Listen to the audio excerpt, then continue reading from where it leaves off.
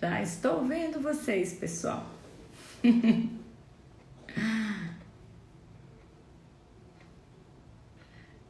Aqui, doutor Moisés, uma aqui, chamando.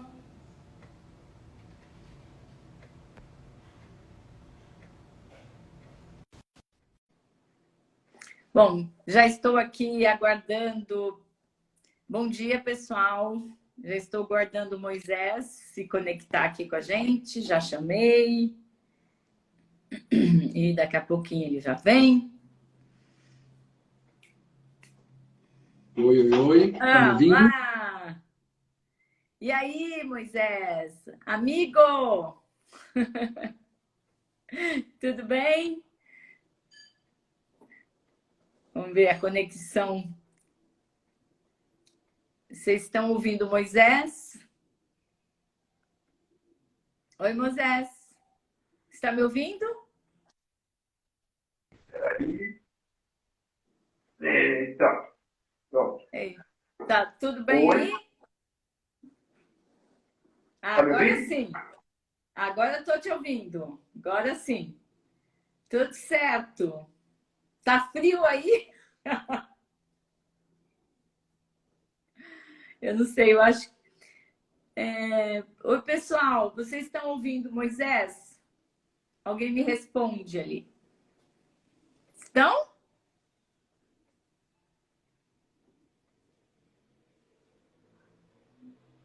Que eu não estou ouvindo. Moisés, não estou te ouvindo. Você está me ouvindo? Por que eu não estou te ouvindo? Hã? Oi, agora tô. Tá me ouvindo? Ah, agora sim. Cheguei, pronto. Agora tá ótimo. Olha lá, o Sim. pessoal, obrigada aí. Olha que Ô, legal. Sabe o que eu Moisés, tô vendo aqui? Eu tô vendo aqui que o não que sou você tá só eu, vendo aí? não. A pessoa te chama de só a senhora. Você é senhora, eu também. O pessoal me chama de senhor, doutor. Olha, Não, não aqui adianta. é. Não, aqui é Moisés e Márcia, Ótimo. Beleza. tá? Beleza. Então tá. E aí, tudo bom? Olha só, Moisés, tudo bem. Antes de eu te apresentar e a gente poder conversar, eu preciso fazer uns recadinhos aqui para essa turma maravilhosa que está Manda. acompanhando a gente nessa semana dos primeiros 1000 dias de vida e que eu queria agradecer imensamente as centenas de pessoas que mandaram os e-mails, porque por esses e-mails nós vamos mandar as lives e também tem o sorteio. Então é assim, quanto mais os comentários também as pessoas fizerem, que eu agradeço os milhares de comentários que fizeram, quanto mais comentários, mais chance de ganhar o livro que nós vamos sortear na quinta-feira. Esse aqui, o nosso amarelão, né? Os alunos falam, o livro amarelo é o livro verde, né? Dá cores para o livro.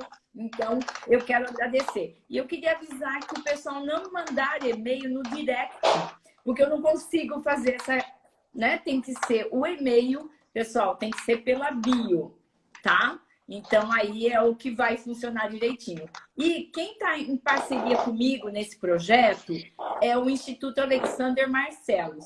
Então, se vocês não estão abrindo os e-mails, vocês precisam abrir e também, se receberem um e-mail do Instituto Alexander Marcelos, é em parceria comigo, tá? Ou olhe no spam, mas a gente tem trabalhado junto nesse projeto, tá certo? Então é isso aí, obrigada, pessoal. E vamos, acho que já deu tempo do pessoal estar entrando. Moisés, me Eu? conta, como é que você está? Eu tô bem, né? Tô trabalhando tanto em casa quanto online, né? Tanto em casa online quanto presencial quando é necessário. A própria Sociedade Brasileira de Pediatria colocou a intenção de que os pediatras trabalhem em consultório para diminuir vamos dizer, o acesso ao pronto-socorro, para que a gente possa fazer uma triagem inicial. E junto com isso a gente tem feito também a questão de consultas online, né? Muita live, muita live. Muita Semana live. E passada... me conta um pouquinho Fala. de você, que tem muita gente aqui que talvez não te conheça, então eu gostaria que você Tá. te apresentasse. Bom, eu sou Moisés Schensinski, pediatra, homeopata. Sou presidente do Departamento Científico de Aleitamento Materno da Sociedade de Pediatria de São Paulo, membro do Departamento da Sociedade Brasileira de Pediatria, do Departamento de Aleitamento da Sociedade Brasileira, membro do Departamento de Pediatria Ambulatorial da Sociedade de Pediatria de São Paulo, sou editor do blog Pediatra Orienta da Sociedade de Pediatria de São Paulo. Muito legal. E tem um movimento que chama Eu Apoio Leite Materno. Enfim, sou eu. É isso aí, né? Ah, não, tem uma coisa melhor, tem uma coisa mais legal. Sou teu amigo, que é por isso que você me convidou para cá. Essa é a melhor delas, lógico. É a melhor, né? para mim também. Eu também somos acho. amigos mesmo, eu acho que isso é sensacional. Né? A gente aprende muito, né? Com trocas, informações, e essa interação é maravilhosa, eu adoro. Então, muito obrigada também por estar aqui. Imagina. E a gente poder estar... vamos conversar, né? Então, assim, vamos lá. O assunto hoje, né? Então, eu venho trazendo isso, Moisés, que é assim, é a gente poder trabalhar, né, na questão dos primeiros 1000 dias de vida. Então, eu vou nessa labuta da nutrição, né, com os nutricionistas, estudantes de nutrição, para sensibilizar a atuação nesses primeiros 1000 dias de vida. Então, hoje, né, o assunto é aleitamento materno. Bom, então, tá bom. Legal. Gostaria, Coincidência. Isso, aí eu gostaria que você, assim, muito, né, falasse. Eu vou tentar, Moisés. Eu vou tentar olhar algumas perguntas. Eu olho. Se precisar, eu olho. Fica tranquilo. Você sabe como é que é? Você tem mais prática de live do que eu. Isso tá. aí. Então, eu queria que você pudesse, assim, já fazer uma introdução para esquentar os motores aí. Legal. Da turma que está aqui. Quando a gente estava conversando e escolhendo um tema, a gente bateu um papinho e eu sugeri cronologia do aleitamento materno. E a cronologia, eu gostaria de dividir em duas partes. Uma, a partir de quando a gente conversa com as mães e com as gestantes a respeito de aleitamento materno. E a segunda, que talvez seja a mais importante, é a partir de quando nós podemos mudar a filosofia, a cabeça, a cultura do país em relação ao aleitamento materno. Muito show. Porque quando a gente fala de 1000 dias, a ideia é isso mesmo. São os primeiros 1000 dias, que são desde a gestação até os 2 anos de vida do bebê. Então, esses são os 1000 dias. Nesse período, nós estamos falando já de uma mãe, de uma mulher que já está gestando, que já está fazendo o seu caminho até os 2 anos de idade, pelo menos. Mas, na prática, o que a gente tem que fazer para que não seja necessário e fundamental esses primeiros 1000 dias é introduzir o conceito de aleitamento materno quando a gente ensina para uma criança como ela respira. Quando a gente vai falar de respiração para a criança, é tão fisiológico quanto mamar. É tão natural quanto amamentar. Para que essa criança olhe na rua uma mulher amamentando e ela tenha essa referência dela dentro de casa, da escola, da sociedade. Então, acho que esse é o mais difícil. Porque a gente precisa mudar uma cultura de um país. Mas a cronologia, então, se nós formos pensar nesse sentido, ela deve começar desde recém-nascido. Porque se o recém-nascido mama e o irmãozinho vê ele mamar, Uhum. ele vai entender que aquilo é o natural. Conceitos que precisamos mudar. Engravidei, preciso parar de amamentar. A própria Sociedade Brasileira de Pediatria, o Departamento de Aleitamento, o Ministério da Saúde recomendam que, se não houver nenhuma contraindicação clínica absoluta, a mãe pode amamentar durante a gestação sem o menor problema. E a continuidade disso é o tandem, que é amamentar 2 bebês de idades diferentes. Existem alguns estudos até que falam que pode eventualmente ter alguma dificuldade durante a gestação, mas isso tudo pode ser suprido de uma outra forma e acompanhado. Fala, Márcia, você está... Pois é que você trouxe essa questão, já é um ponto, né, que eu me lembro, né, que nessa enquanto a mãe amamentando um filho e ela engravida, olha a pergunta, a pergunta que surgia, que era, bom, e aí? A mãe vai ter o colostro? São 2 coisas importantes. Primeira coisa, na gravidez, né? Ela amamentar na gravidez. O medo era, mas isso não libera ocitocina? Olha, e a ocitocina... respondendo a minha pergunta mentalmente. Já estão tá vendo? vendo. Mas é assim, né? Isso é leite materno flutuando pelo ar, né? Ali, ó. Então vai lá. aí a questão é assim, quando você fala de gestação e ocitocina, mas a ocitocina não contrai o útero, não aumenta o risco de abortamento. Então, a ocitocina funciona no útero grávido no final da gestação. Tá. Ela não tem essa ação durante a gestação. A ocitocina liberada por uma mamada, ela é 1000 vezes menor do que a ocitocina liberada num orgasmo. Aí, você está na sua consulta pré-natal.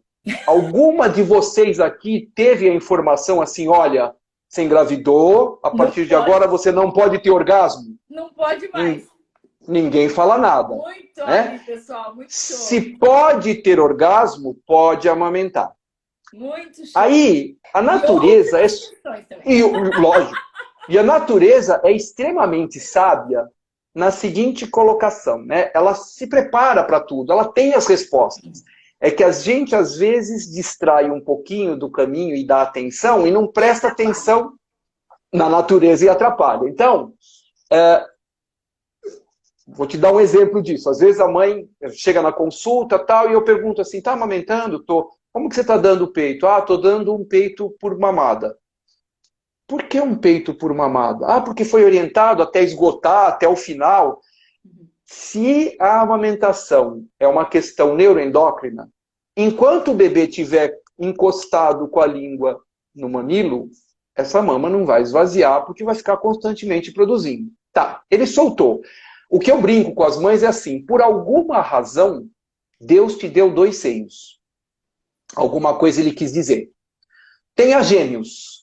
Você perdeu essa chance. Então, você oferece os 2. Quem decide se vai tomar um ou outro é a criança. Quando chega no final da gestação, sempre se prepara o colostro. Então, quando nós estamos falando em tandem, tem o maior que continua amamentando e o menor vai começar. Faz o quê? Produz colostro. Então, o primeiro leite que sai nos 2 seios é o colostro. Não, eu dou um seio direito para o mais velho, o seio esquerdo para o mais novo, desse peito sai leite maduro, desse... Não tem, não é assim. O que acontece às vezes é, porque o colostro tem um paladar um pouquinho diferente, o mais velho olha, estranha um pouquinho, mas ele não vai largar, né, essa mamata, ele não vai largar. Ele fica lá. Ele tem A gente tem na primeira semana, mesmo. Lógico, a gente tem na primeira semana o colostro, aí ele passa a ser leite intermediário, leite de transição, e depois de um mês é o leite maduro. essa transição, o maior sugando favorece. Então, a princípio, é tudo fisiológico. Olha, a Janice está te mandando um oi, tá? Aqui, ó. Oi, Janice. Oi. Então, na prática, o que acontece? Tudo corre dentro de uma cronologia que tem tudo para favorecer. Ah, não, mas olha, é assim. Esta mãe tem abortamentos de repetição. Tá. Claro. Vamos pensar de uma outra forma. Ó, nasceu o bebê e hoje nós estamos em outra época. Vamos ficar de olho, vamos analisar cada situação individual. Tá? Vamos ver o que acontece, né? Mas o importante é não perdermos a oportunidade de estimular o aleitamento. Então, bebê nasceu. Materno, alguém perguntou. Aleitamento materno. Isso.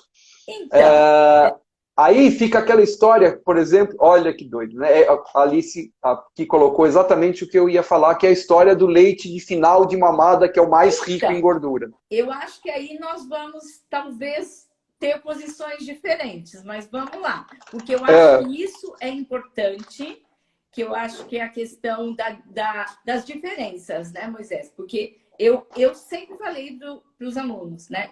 Muitas vezes não existe o que é certo e o que é errado, tá? E muitas vezes tem as individualidades. Então, assim, o pessoal porque o meu posicionamento, ele é muito oficial de que nas mamadas tem que garantir que a criança mame o leite que está no final da mamada. Por quê?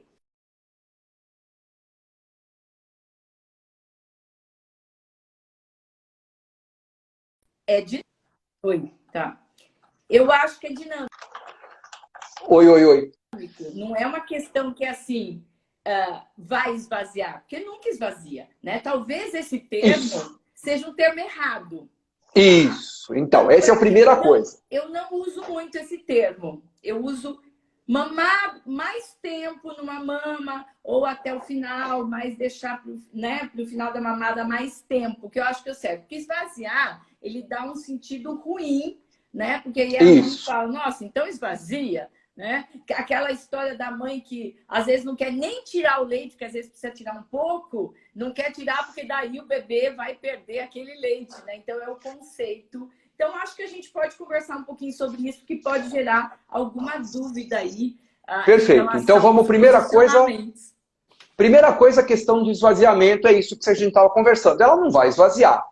A grande questão que a gente não sabe é assim, peito não é transparente. Como é que eu sei? Que isso foi um defeito da natureza. Eu acho que não. Eu acho que não. Eu acho que isso é um benefício que é para a gente não ficar preocupado com isso. Ela linda com aqueles... Já pensou que linda? Mama transparente, com os ductos... Bom, você já viu que tem... Né? Você já viu que tem tem aquele aplicativo. Tem aquele aplicativo que você posta uma foto e mostra a árvore da vida. É bacana, lindo. A questão é assim, se a gente fala que o aleitamento materno é uma prática que é intuitiva, que ela é inspiradora, que ela é...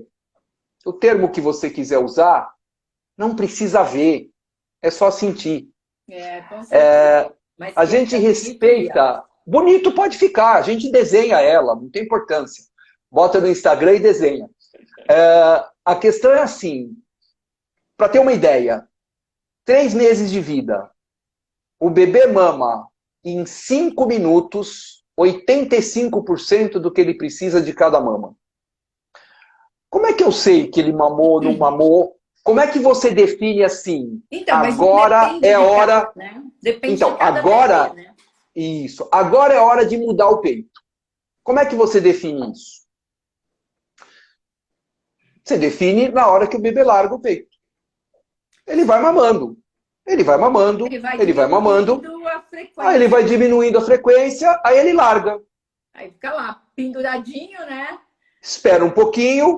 Bota ele para rotar. E oferece o outro peito. Não tem tempo. Nós falamos de livre demanda.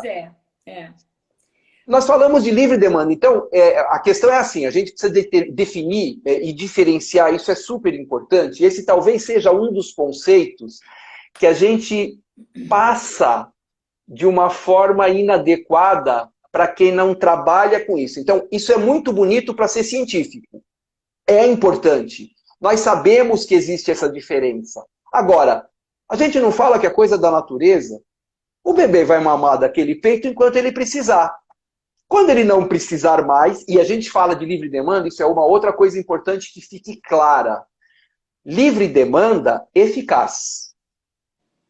Quer dizer, o bebê está lá. Suga, suga, suga, suga, suga, suga, suga, suga, suga, suga, suga, suga, parou. Você tenta tirar. O que acontece com ele? Volta. Suga, suga, suga, suga, suga, suga, parou. Volta. Suga, suga, suga. Pode tirar desse peito. Dá um tempinho, e aí você põe ele para rotar, que é um tempinho, às vezes, para ele dar uma despertadinha, e você oferece um chorinho. Se foi suficiente, ele para. Se não foi suficiente, ele suga mais do outro. E vale lembrar uma coisa importante. Junto com a produção do leite, o bebê está sugando aqui. Do outro seio, é produzido uma substância que se chama FIL, F-I-L, que é um fator inibidor da lactação. Que é o seguinte, se ele está sugando aqui, está produzindo leite. Ele suga e produz leite, o outro vai aumentando, se não parar, ele explode. Então tem uma hora que ele para. É porque é mecânico, né? Os alvéolos estão cheios, aí não produz mais, né? Perfeito. Mas existe esse fator de liberação. Existe uma proteína que é um fator de inibição de liberação. Tanto é que uma das recomendações que a gente dá é assim: mamou um peito. Um peito foi suficiente. Tira um pouco do outro, mesmo que não tenha sido oferecido, que o bebê não tenha mamado esta mama. E logo depois oferece de novo, tira um pouquinho para que permita a retirada desse fator de inibição da lactação. Aí fica assim, isso tudo que eu estou falando com você é bacana para a gente discutir cientificamente. Agora, quando chega na informação da mãe, que ela tem que esvaziar uma mama, porque o leite gordo fica no final, isso eu falo muito e eu acho importante que fique muito claro. Quando a gente fala leite de final de mamada, não é geografia. Porque a impressão que passa é assim, o bebê começa a mamar, mamou o leite anterior, abre uma portinha, vem o leite... Só um minutinho, só para terminar, Márcia, só para terminar.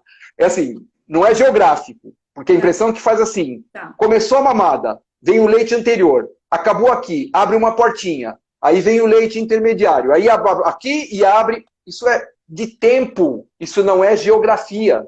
Mas tem o processo químico. Não entendi do que você quer dizer. Tem o processo químico, que é o processo de adsorção dos glóbulos de gordura nos ductos. Então, esse processo de adsorção, ele existe e ele é real e tem muitas evidências. Como eu estudei composição química de leite materno, eu estudei gordura, estudei cromatografia, né? Eu vivenciei isso. Então, esses processos de adsorção do glóbulo de gordura no ducto existe. Então, o que acontece? Nesse processo, as gorduras ficam aderidas ao ducto e elas se soltam à medida da pressão da sucção.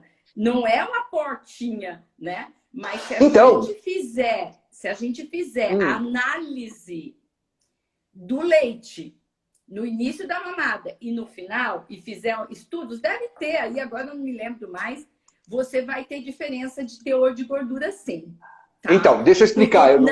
Eu acho que você não... Mas os glóbulos de gorduras que são aderidos ao ducto. Vou repetir.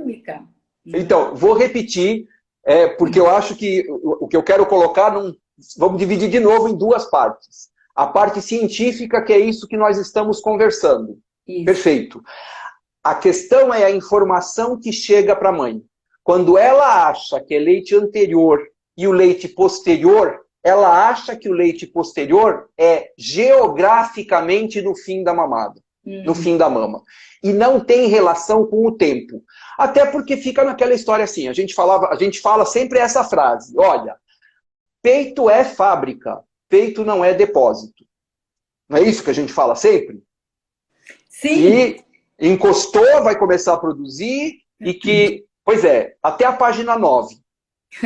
Porque a gente tem uns 20 a 30% do leite da mamada que fica lá. Ele vai para onde? Ele some. Aí você vai começar a mamada seguinte. Quando você começa a mamada seguinte, ele vem trazendo o que estava lá também. Então, mas é que nessa posição, isso que sempre o pessoal questiona, né? Então, mama um peito. Aí, o que acontece? Quando vai mamar o outro, né? Você tem esse processo, só que ele mexeu um pouquinho, porque movimentou ali, né? Então, não é exato, né? Não é com exatidão que é assim, então agora sai assim, mas existe uma das grandes que eu acho lindo da amamentação é exatamente que o leite ele não é igual do começo ao fim. Isso. É o que os estudos clássicos mais falam, que é uma daquilo que a gente fala. Quando a criança mama na mamadeira, ela mama um leite igualzinho do começo ao fim, né? Quando ela mama no leite materno, existe uma variação dessa composição e é por isso que é um dos motivos, né, de que aumenta aumenta a chance ou faz com que a criança tenha mais sabores diversos, ela vai aceitar a alimentação melhor depois, porque ela está acostumada com uma variação de sabores, por causa do leite materno. Que as pessoas falam, ele é diferente no sabor. De manhã ele é diferente, a composição dele é diferente, à tarde ele é diferente, à noite ele é diferente, o antes é diferente, ou um peito é diferente do outro. Então, essa diversidade da composição do leite materno, ele é o que é o grande, né? Aí, fator. Despertador, isso. Mas olha só. Quando for comer comida, por isso que as pesquisas mostram criança que amamenta no peito, né? E amamentação exclusiva e adequada, tal, ela aceita mais variedade de alimentos, né? Mas olha só. O que tem os estudos hoje mostrando? O leite anterior, ele é principalmente estimulado pela prolactina. E o leite posterior, ele é produzido, ele é eliminado pela ação da ocitocina. A ocitocina é o hormônio que faz a contração muscular. No início, ele ajuda, inclusive, no início, quando nasceu o nenê, ele, inclusive, faz com que o útero da mulher contraia mais, favorece a volta do útero ao tamanho normal mais rapidamente, e posteriormente ele também é produzido quando a ocitocina faz contração de músculo de glândula mamária, é ali que estoura a gordura e que vai embora. Quer um exemplo disso que a gente está falando? Então, só para entender bem que a gordura não sai necessariamente só no leite posterior. Não, você não tá... isso. Mas ela tem uma mudança de... Então, pera só um pouquinho, Marcelo. Deixa eu falar, Marcelo. Só para explicar. É assim. Não. Então, pois é, você pode não concordar, temos todo o direito de discordar, o que eu estou te passando também é ciência.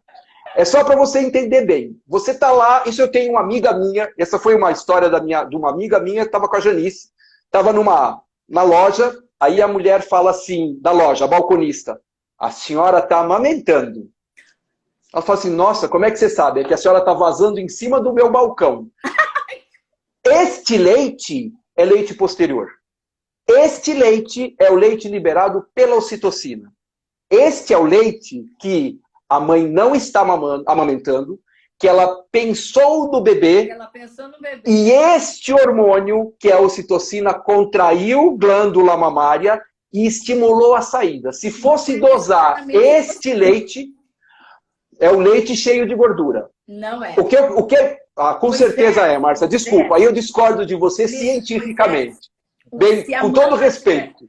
se a mama estiver cheia durante esse intervalo, tá? Se acomoda os glóbulos de gordura, eles se acomodam nessa adesão, tá? Então, veja bem, as nossas formações, elas são diferentes, né?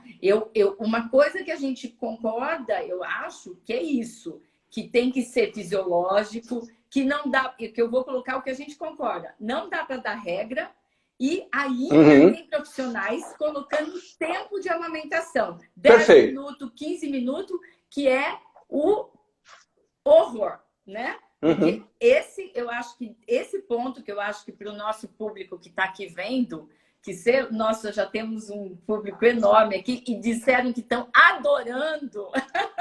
Que bom, que bom. É que eu acho que é isso, né? Que a gente tem que a gente enfatizar aquilo que a gente precisa que não aconteça mais, Moisés. Que Perfeito. ainda profissional de saúde dando tempo para a mãe, fazendo ela mamar 10 minutos numa mama e 10 minutos na outra. Eu acho que isso, todo o público aqui tem que entender que essa proposta ela não está adequada, que ela não é, quer dizer, eu acho isso, né? Você traz uma coisa, Moisés, que é muito importante, que a questão de ser fisiológico é natural, não pode, e é por isso que eu quero te fazer uma pergunta, tá? Eu quero te fazer uma pergunta, porque por incrível que pareça, nós já estamos meia hora aqui, passou assim, né? Eu Nossa, tô impressionada. Bom. Olha só, eu quero te fazer uma pergunta. Diga. Por que, Moisés, a gente tem, e que seja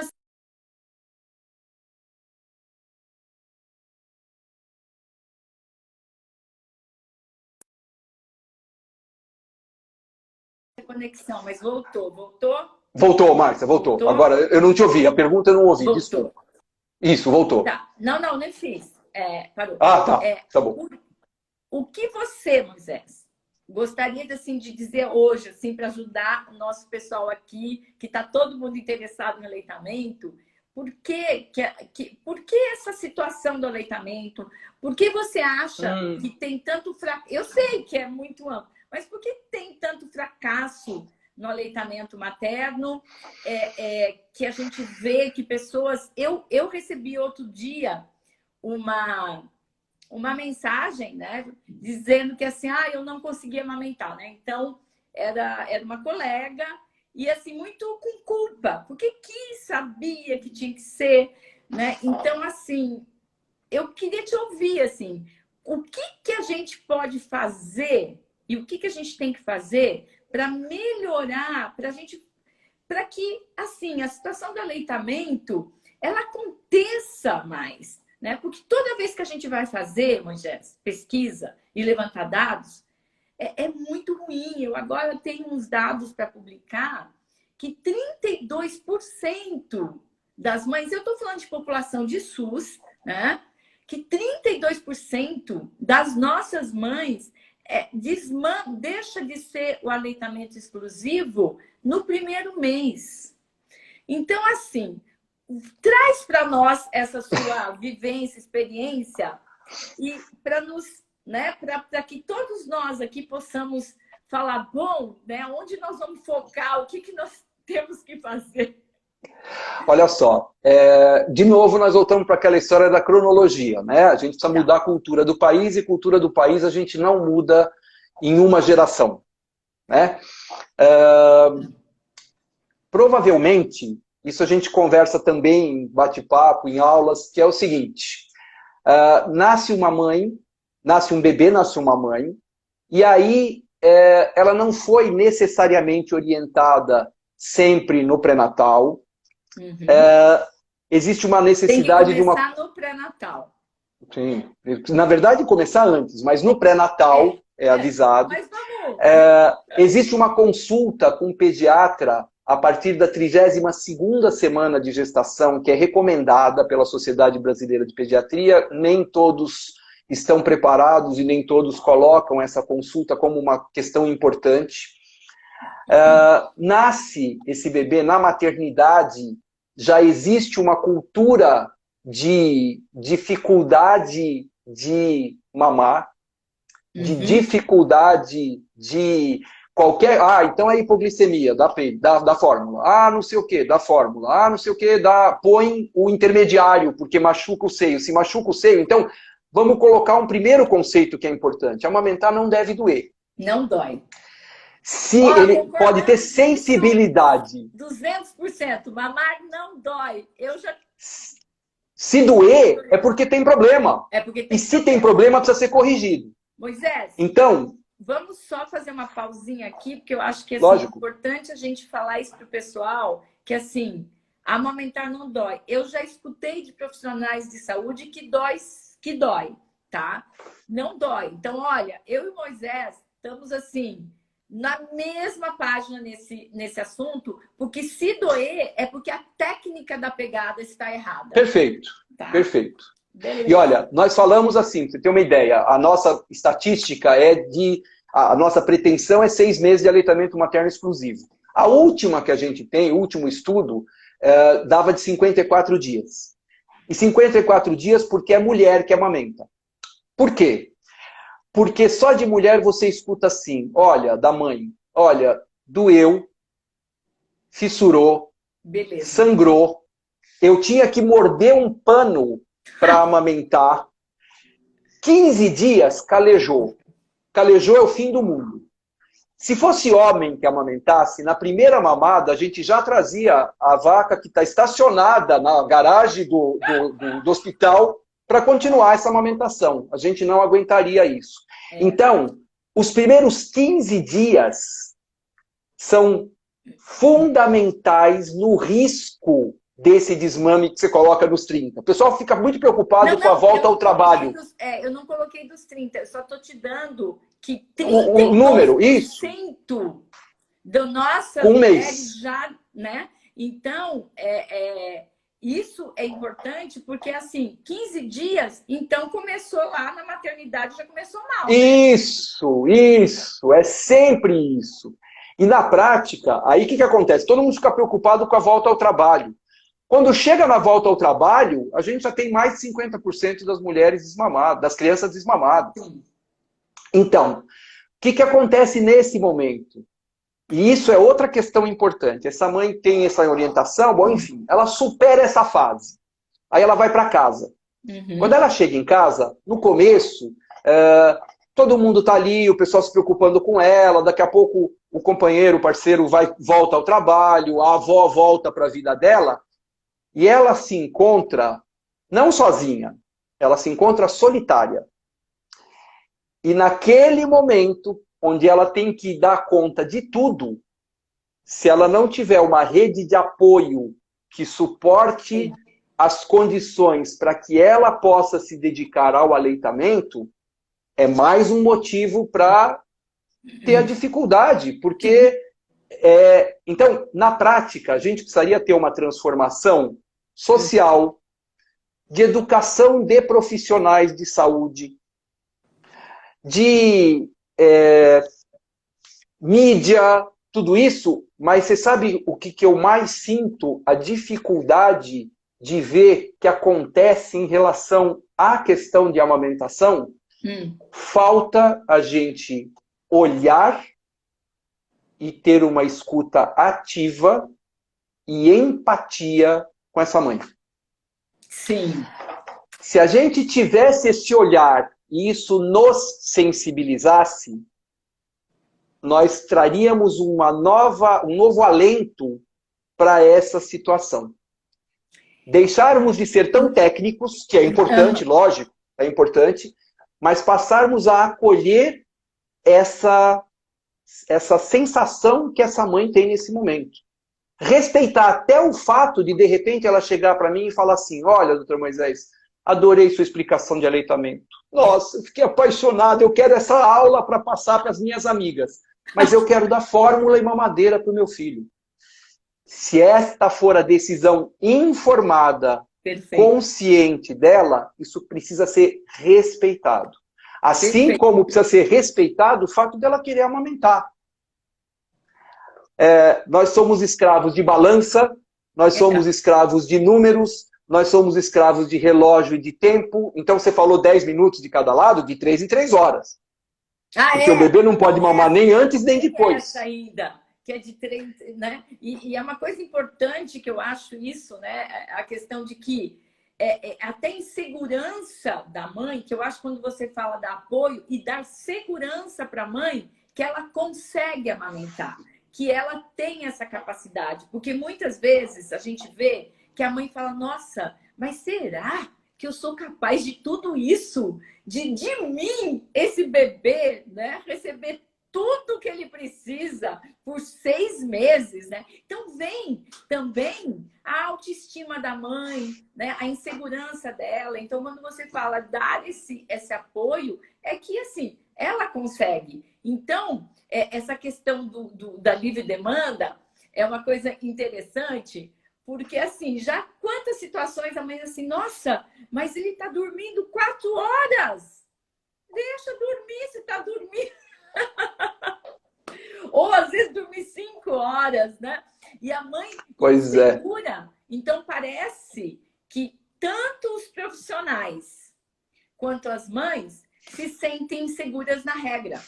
Só que essa regra, porque é a receitinha de bolo, né? Então, a dar de 10 em 10 minutos, de 3 em 3 horas. Tudo bonitinho, só que não vai Acabou o dar certo. assunto. Só que não Isso. vai dar certo. Porque não é fisiológico. Né? Se isso acontecer, é porque o bebê estabeleceu esse ritmo. Se isso Essa foi a acontecer, necessidade dele. perfeito, que pode Né? ser, né? Olha só, uma comparação para a gente voltar para o Tem útero. uma Fala. perguntinha ali. Tá, não, mas Fala. fala que eu vou anotar. Uma comparação para a gente voltar para o útero, que é assim. O bebê está dentro do útero. Como é que ele respira? Respirar é receber oxigênio. O tempo inteiro através do cordão umbilical. Tá certo? Alguém corta o cordão depois que ele nasce e fala assim, olha, você vai respirar de 10 em 10 minutos? Não fala. Como é que o bebê recebe o alimento dentro do útero? Através do cordão umbilical em livre oferta. Aí alguém corta o cordão e fala, você vai mamar 10 minutos em cada seio de 3 em 3 horas? Ele mama quando ele precisa. Ele vai determinar, e isso vai mudar com o tempo, a necessidade. Olha só, volume do estômago do bebê no primeiro dia de vida. Cabem por mamada 5 ml. Ele digere aquilo rápido. Ele vai precisar mamar mais cedo. Aumenta o estômago dele, ele faz uma reservinha um pouquinho maior, ele espaça um pouquinho mais a mamada. O estômago dele chega a 150 ml por volta lá dos 2, 3 meses, aí ele espaça mais o tempo de mamada. Quando você fala assim, mas ele toma a fórmula e fica um tempão mais sem mamar. Isso, a comparação que eu faço nutricionalmente, ó, o leite materno é o nosso arroz e feijão. A fórmula é a nossa feijoada. Os dois são arroz e feijão. Só que você come o arroz e feijão, você está nutrido. É que a feijoada vai levar um tempo maior de digestão e vai exigir do teu aparelho digestivo muito mais. Por isso que você não come, você fica giboiando, né? Você larga lá, comeu a feijoada, você larga lá. E lembrar que no aleitamento materno não precisa oferecer água, né? No aleitamento materno nada, né? E não nada. É para oferecer água, né? Não. Aliás, que isso eu vou acho pegar um dado às vezes importante de a gente trazer quando é exclusivo, né? Já na fórmula infantil tem que oferecer já é outra coisa.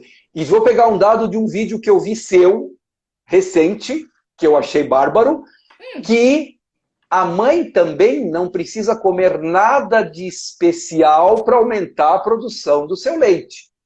Perfeito. Não acreditar. Perfeito mesmo, o vídeo está ótimo. Se quem quiser pode ver lá, tá no teu Instagram. Eu vi ontem de novo, né? Perfeito mesmo, perfeito mesmo. Alimentação equilibrada. Lembrar que a mãe precisa de 500 calorias a mais quando ela está amamentando, equilibradas. 500 calorias é igual a 4 sonhos de valsa. Não vale isso, tá? Nossa, não vale essas 500 calorias, adoro, tá certo? Eu também. Olha só, então, veja bem, quando, Moisés, quando a mãe te pergunta, tá? Eu preciso comer alguma coisa. Então é assim, alimentação normal, né? Normal. Saudável. Sempre saudável. Normal e saudável. Saudável, claro. E a questão de que é muito importante que ela acredite que é o mecanismo fisiológico dela, a sucção e tal, e que vai produzir o leite, né? Então, eu acho que tem essa questão de orientar a mãe a comer alguma coisa, dá uma coisa... O tiro sai pela culatra, né? Porque aí ela não vai acreditar naquilo, né, dela, vai acreditar naquele alimento, né? Então, Perfeito. eu queria fazer tem uma mãezinha aqui, ó, que veio, que está amamentando e disse que o bebê só mama um peito e eles estão de tamanho diferente. Perguntou se volta ao normal. Isso. Olha, primeiro precisa entender por que mama de um peito só. Entender o que acontece com o outro, se é a posição do bebê, se é alguma coisa na mama. Às vezes, mães que colocaram prótese mamária, se não foi colocado da forma que se recomenda hoje, que é atrás do músculo, pode fazer uma interferência. Isso é uma pergunta importante, que o pessoal pergunta muito, viu? Se atrapalha Então, a alimentação. Isso é um bom... Se a prótese foi colocada atrás do músculo, num volume que não é 1 litro de cada lado, né? Num volume razoável, o músculo normalmente segura, mas ainda assim pode interferir. Quando ele é colocado pela frente ou colocado até através da areola, que é transareolar, fazendo enfim, esta com certeza interfere. Essa com certeza interfere. Então, primeira coisa é saber se o bebê tem alguma característica. O bebê, às vezes... você sabe, essa semana eu estou fazendo, à noite, às 8h30, uma semana de apoio ao aleitamento materno. Então, ontem nós tivemos uma live às 8h30 com a consultora. Hoje vai ter uma doula. Amanhã um osteopata. Quinta-feira, uma enfermeira. E sexta-feira, um pediatra, que é o Marcos Renato, do Rio de Janeiro. Às vezes, são coisas que a gente tem visto atualmente. Às vezes a criança tem uma postura por algum... Vamos colocar nem torcicolo congênito, que é um quadro de doença mesmo, mas é só postural mesmo. Ela tem uma preferência por um lado. De repente, isso vai ter amanhã, a gente vai ver a questão da osteopatia, né? Para ver como pode se remodelar um pouquinho. Um bebê que só mexe com um braço e o outro não. Agora, o ideal é sempre tentar oferecer os dois, pedir algum apoio. E olha, essa é uma outra questão importante, né? A mulher precisa saber pedir ajuda.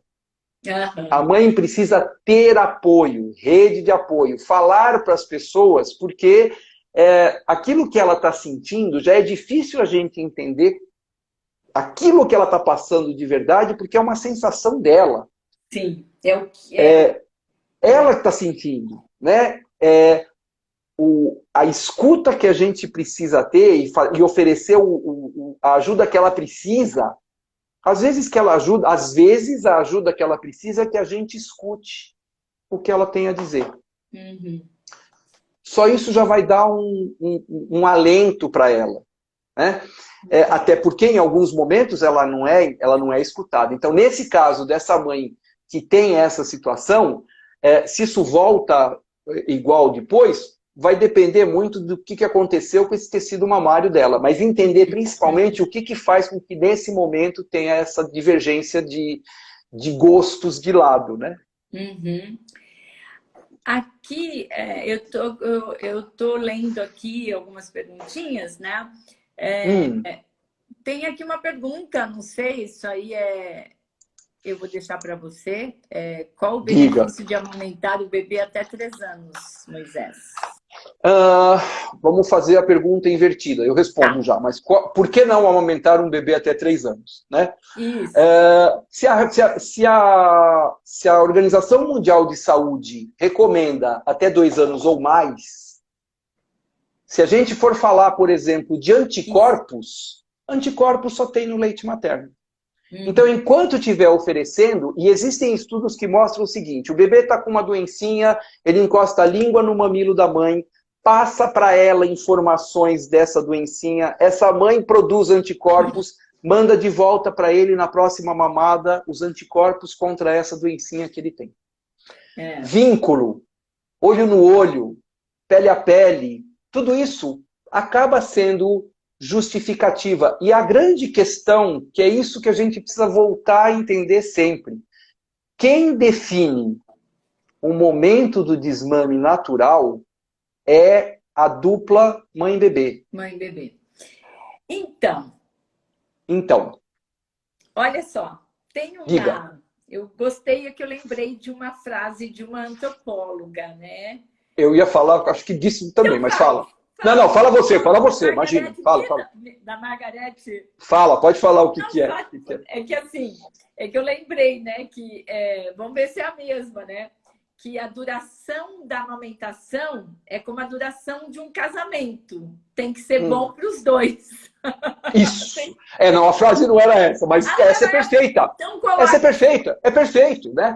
O que os estudos mostram é que o ser humano foi programado, que nós somos programados para amamentar, até o aparecimento da segunda dentição.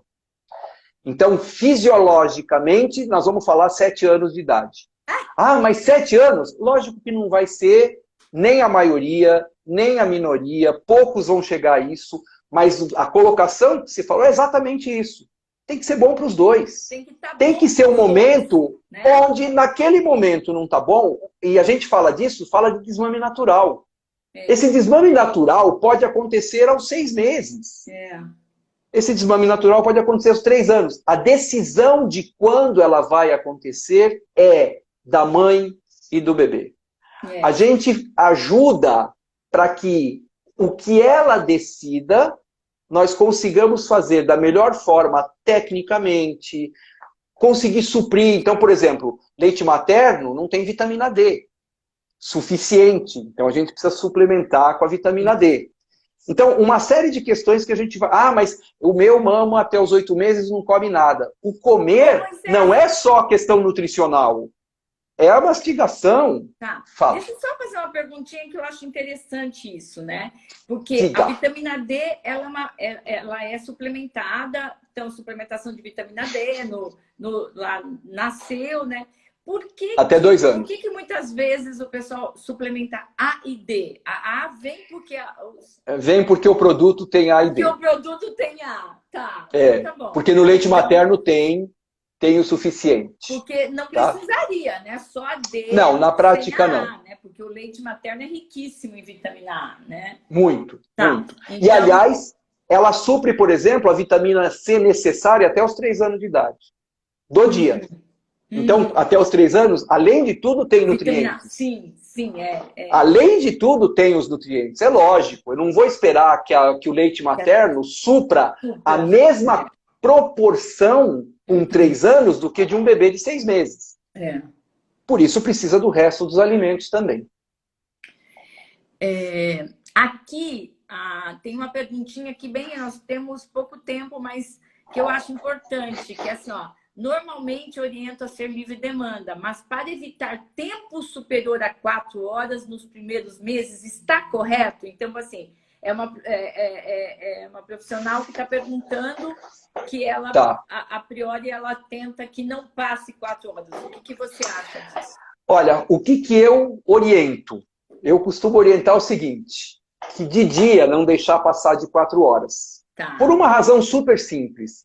Quando você libera mais de 4 horas durante o dia, corre o risco dessa criança encurtar a noite. É só por isso. E quando a gente fala livre demanda, não é só quando o bebê quer. É quando a mãe quiser amamentar também. A mãe acordou, está com o seio daquele tamanho, quer amamentar agora. Pega o bebê e amamenta. Simples assim. Né? Mas não tem uma restrição, nada de específico, a não ser que prematuro, um bebê de baixo que ganhou pouco peso, baixo peso, aliás, né, que nasceu com alguma alteração. Aí é outra história. Isso é importante. A gente fala assim, é livre demanda com exceções, porque na hipogalactia, quando a gente vê que ela está acontecendo, a gente tem que intervir. Aí não dá para ser livre demanda, tem que pôr o bebê para sugar mais vezes, para poder estimular a prolactina ou ocitocina, porque a gente detectou que a mãe está Perfeito. com hipogalactia, porque os seios já não enchem tanto, o bebê está irritado, aquele E diagnóstico a tua clássico. fala perfeita, hein? Tua fala perfeita. É assim, se o bebê está com hipogalactia, a gente não dá galactogogo. A gente põe o bebê para mamar mais vezes. Exatamente. É super simples. Exatamente. Aí Né? não dá para ser livre demanda. Quer dizer, por isso que é importante essa nossa conversa, porque eu falo muito para o pessoal, gente, a diretriz é diretriz, tá? Ela é um ideal, mas a gente tem que ver as individualidades, que daí não dá para seguir a diretriz ao pé da letra, né? Porque Perfeito. aí Perfeito. vai prejudicar. Então, a gente tem que fazer orientação. É isso aí, beleza. Eu acho que a gente está quase acabando. 4 minutos. 4 minutos. Tá na minha conta aqui. E aí, tá. Então, assim, eu só queria fazer um recado de novo para quem entrou no final, né? Nós estamos com... Agradeço a participação de todos aqui e fazer e dar um recado de novo de que, por favor, coloquem o e-mail na bio, tá? E que vocês vão receber os e-mails com as lives e participar do sorteio do livro na quinta-feira, tá? Mostrando o livro para quem chegou agora, que é o sorteio no dia 7, para quem colocar os comentários na bio, que tem as instruções lá e os e-mails para que a gente possa disponibilizar para vocês as lives. Então, e lembrando que se vocês receberem um e-mail do Instituto Alexander Marcelo, é como se fosse meu, porque a gente está em parceria nesse projeto que a gente está trabalhando em relação a fazer essas lives. A gente, né? O Moisés já está acostumado com essa parte digital. Eu não, é uma novidade, a quarentena Tá ótimo. que me pegou de surpresa, né? E é isso para todo mundo, né? Eu tive que ver o que eu ia fazer nesse momento de quarentena para que eu não ficasse andando em círculos, né? Porque eu me sentia, eu falei, gente, eu estou andando em círculos. Então, eu acho que isso é importante. Todos nós, nesse período, a gente está fazendo, né? Então, a gente está tendo, assim... É o lado positivo? Né? Tem um lado muito ruim que a gente não sei, eu nunca vivi isso na minha vida, minha mãe tem 89 anos, nunca viveu isso na vida dela, né? Essa situação inusitada que a gente está vivendo, mas a gente vai ter que, né, fazer isso, assistir essas lives, estudar. O Moisés está aí nos oferecendo lives toda semana. E eu estou falando, Moisés, quem não aprender agora ou se informar, eu não sei, nunca mais. Olha, deixa eu só colocar duas coisinhas. Primeiro, nós vamos lembrar dessa época como uma das épocas mais tristes e problemáticas e de desafios que a gente teve. As crianças vão lembrar dessa época como uma das épocas mais maravilhosas da vida deles, onde eles têm o pai e a mãe constantemente ali com eles. Isso é muito legal. Eu conheço famílias, eu conheço uma menininha de 3 anos, que eu vi um vídeo que a mãe me mandou, que ela fez aos 3 aninhos. Ela falou assim, essas são as melhores férias da minha vida. Não, 4 aninhos, desculpa. 4 aninhos. Essas são as melhores férias da minha vida. E a outra, só para terminar, para avisar para as pessoas. Vai estar no teu Stories, provavelmente, e eu vou gravar no meu canal do YouTube também, no Dr. Moisés, vai estar lá gravado. Vai acabar daqui a pouquinho, você precisa fechar tudo aí, Márcia. Tá? É da live isso, mas tá? pode falar que ainda temos... Vai estar no canal do YouTube, Dr. Moisés, tem uma playlist lá que se chama Lives. Vai estar lá essa nossa live gravada lá também, para depois as pessoas poderem ver. E também você vai disponibilizar, né, Márcia? Sim, vou. Então, assim, eu já estou vendo que o pessoal parece que quer gravar, né? Quer assistir, porque às vezes entrou na metade. Então, vai estar disponibilizada. E eu queria aproveitar, né? Agradecer a participação de todos. Essas lives que a gente está fazendo, o pessoal está participando bastante. Te agradecer, Moisés, por você estar aqui. Imagina. Muito obrigada. Que seja a primeira de muitas. E foi muito proveitoso.